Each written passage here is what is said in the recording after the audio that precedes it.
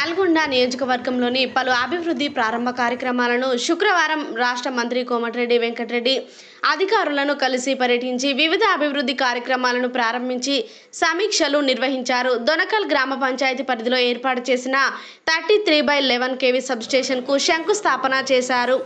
అనంతరం నల్గొండ పట్టణం సాగర్ రోడ్డులో నూతనంగా ఏర్పాటు చేసే మెడికల్ కాలేజ్ భవన నిర్మాణ పనులు పరిశీలించారు. అనంతరం స్థానిక మున్సిపల్ సమావేశంలో పాల్గొని నల్గొండ పట్టణంలో జరుగుతున్న అభివృద్ధి సంక్షేమ కార్యక్రమాలను అడిగి తెలుసుకున్నారు. త్వరలో జిల్లా అభివృద్ధికి అత్యధిక నిధులను తీసుకువచ్చి పట్టణాన్ని అభివృద్ధి చేస్తానని అన్నారు.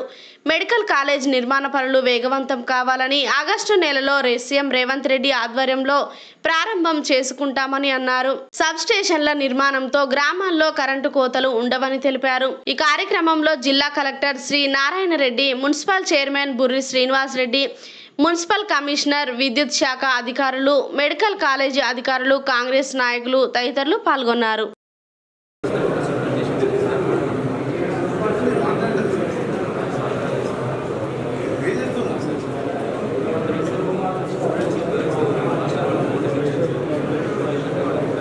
అంశం నెంబర్ 10 ఇంజనీరింగ్ విభాగం ఈఎస్ఎల్లో పనిచేయుచున్న 12 మంది కార్మికులకు ఏప్రిల్ 2024 పరిపాలనా ఆమోదం గురించి. అంశం నెంబర్ 13 ఇంజనీరింగ్ విభాగం పట్టణం యందు వార్డు నెంబర్ 43లో పురపాలక సంఘం సాధారణ నిధుల ద్వారా ప్రతిపాదించిన పనిని మార్పు చేయుటకు పరిపాలనా ఆమోదం గురించి. అంశం నెంబర్ కాకతీయ ఎంజిఎం తర్వాత ఎక్కువ పేషెంట్ వచ్చే హాస్పిటల్ మనది. ఇన్ పేషెంట్ కానీ అవుట్ పేషెంట్ కానీ, దాంతోపాటు నల్గొండలో విపరీతమైన ప్రైవేట్ హాస్పిటల్స్ వచ్చినాయి. అక్కడ ప్లేసెస్ లేక దీన్ని దృష్టి పెట్టుకొని నేను కలెక్టర్ గారు దీన్ని ఎంత త్వరగా పూర్తి చేయాలని గత 5-6 మాసాలుగా దీన్ని ఎండబడుతున్నాం. ఫైనల్గా పనులన్నీ కూడా 90% పూర్తి అయినాయి. ఒక గర్ల్స్ హాస్టల్ కూడా సెప్టెంబర్ ఎండింగ్ పూర్తి చేస్తామని చెప్తున్నారు. దాన్ని కూడా త్వరగా పూర్తి చేయాలి. ఎక్కడ కూడా కాంప్రమైజ్ కావద్దు. క్వాలిటీ కోసం తొందర పెడుతున్నాం అని చెప్పి మీరు క్వాలిటీ కాంప్రమైజ్ కాకుండా చేయొద్దని.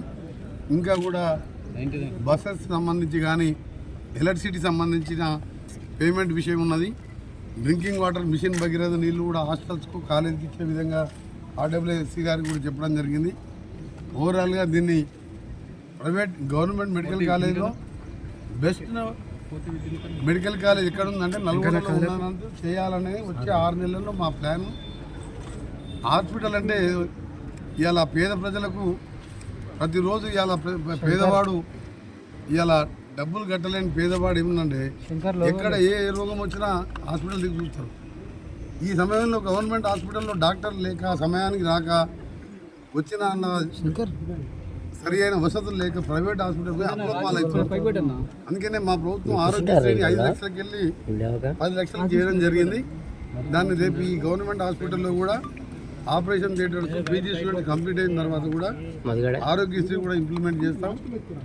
ఏదైనా సరే ఎట్టి పరిస్థితుల్లో కూడా దీన్ని ఆగస్ట్ ఎండింగ్ ముఖ్యమంత్రి గారితో ప్రారంభిస్తున్నాం. దీని అధునాతనమైన అన్ని వసతులు కల్పిస్తాం.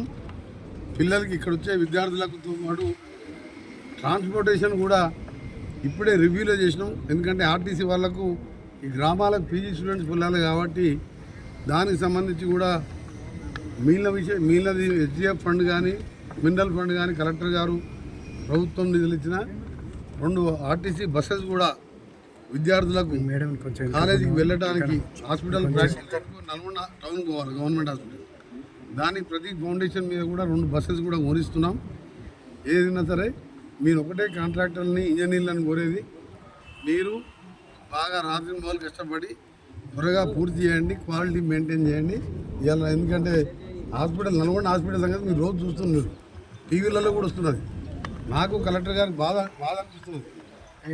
ఎంతమంది ఇంటేక్ పేషెంట్స్ ఉన్నారు, దేవరకొండకి వెళ్ళి ట్రైబల్స్కి వెళ్ళి ఎంతోమంది వస్తున్నారు పేదవాళ్ళు. వాళ్ళకి మంచి వైద్యం ఇవ్వాలనేది మా ప్రభుత్వ ఉద్దేశం, నా ఉద్దేశం, మా కలెక్టర్ గారు మా యంత్రాంగం ఉద్దేశం. కాబట్టి దాన్ని ఆగస్ట్ ఎండింగ్లో ముఖ్యమంత్రి గారి చేతుల్లో దీంతో పాటు కొన్ని అభివృద్ధి కార్యక్రమాలు ఉన్నాయి. అవన్నీ కూడా తర్వాత వెళ్ళాలి.